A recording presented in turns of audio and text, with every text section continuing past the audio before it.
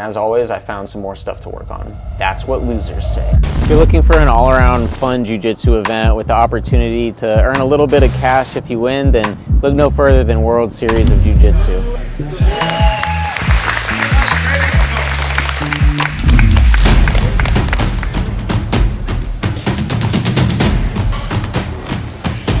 Obviously doesn't have the same size or brand recognition as large organizations like IBJJF or Jiu-Jitsu World League, but you'll have a great time and maybe earn a little money. It is one of the only events I've come across lately that pays amateur athletes to compete. In my case, I paid $270 to sign up for 2 divisions with the opportunity to win $500 for the purple belt division and $225 for the blue belt division. I didn't actually win the money. I ended up getting second in the purple belt division and third place in the blue belt division. So I was in the negative, and even though the payout isn't that big, it's still better than what normally happens, which is just being in the red. Today I'm competing in a submission-only EBI rules tournament called World Series of Jiu Jitsu here in Jacksonville, Florida. Oh, and make sure to stick around to the end of the video because I'm going to give some highlights and talk about all of my matches. And I wanted to make just a small review of my first experience at one of these events to maybe help other people who are looking to sign up for one for the first time, because when I was looking to sign up, I actually couldn't find a whole lot of information online. I've been in Boston for the past 2 weeks. I was staying with my sister there. I was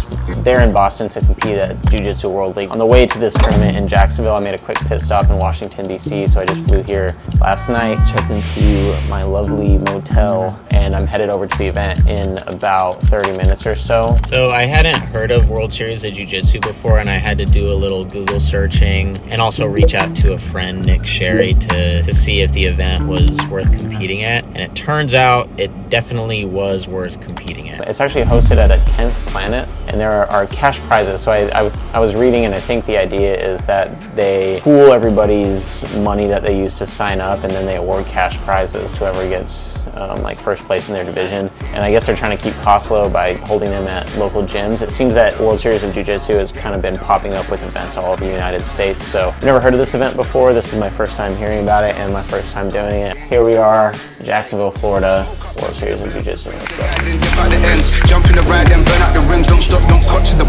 We also feature Josh here. Just want to give you guys a summary about the tournament. The first thing I want to say is I think that's probably one of the funnest tournaments. That was my 36th tournament since I think April of 2022, and I've done tournaments all across the US and in Europe. And most of the organizations I compete at is IBJJF and Jiu-Jitsu World League. Those are like the top 2 that I compete at all the time, and then other smaller or local ones. And World Series of Jiu-Jitsu definitely falls into that smaller, more amateur category. It's not going to be anything like IBJJF right now. Again, they're holding these at local gyms in the different areas to save costs, but what I'm really hoping for is to see World Series of Jiu-Jitsu grow over the coming years, because I think what they're trying to do is really great. The rule set is awesome. It's one of the more exciting rule sets. It's the EBI rules, and then they're also paying out all the winners. And if you're not familiar with the rule set, I won't go over the whole thing here, but to give sort of a long story short version of it, it ends up where like I was in the semifinals or finals matches and got to fight like 16 minutes or something like that, because you get this whole 10-minute match and then you get some overtime rounds. At certain levels, pretty much every attack is allowed.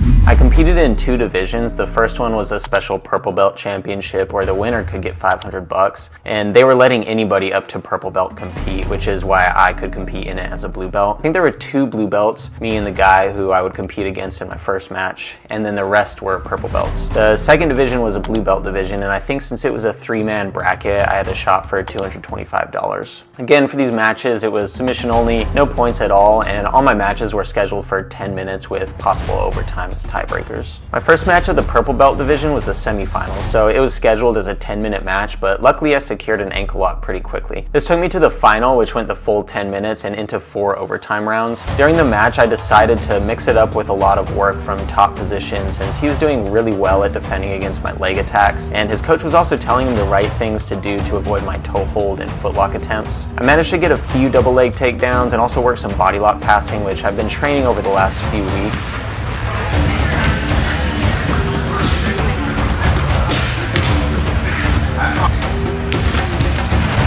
He almost guillotined me once, but I was able to pop my head out and get back to my feet. I won the coin toss in overtime, so I decided to start on his back in the first overtime round. I held him for a while, but didn't get a submission. In the second overtime, I escaped super quickly. I think it was probably like 5 seconds or so. Go!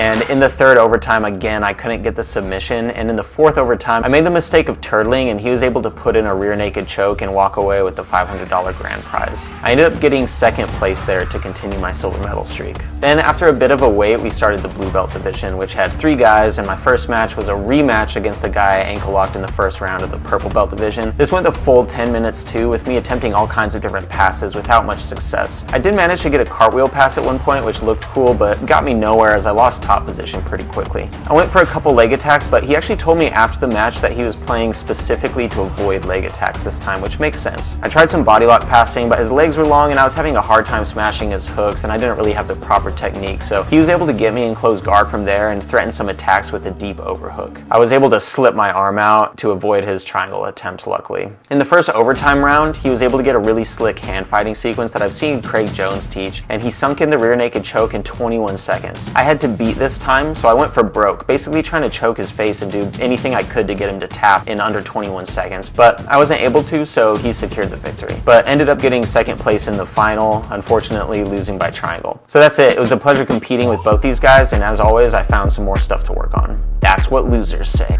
That's it for me. I'm gonna finish packing. I'm gonna go get a coffee at Starbucks, and I'm going to go pick up a rental car because I'm about to drive 5 hours to Miami. Next stop on this unlimited season of jiu-jitsu competition. So thanks for watching, and I'll catch you guys in the next one.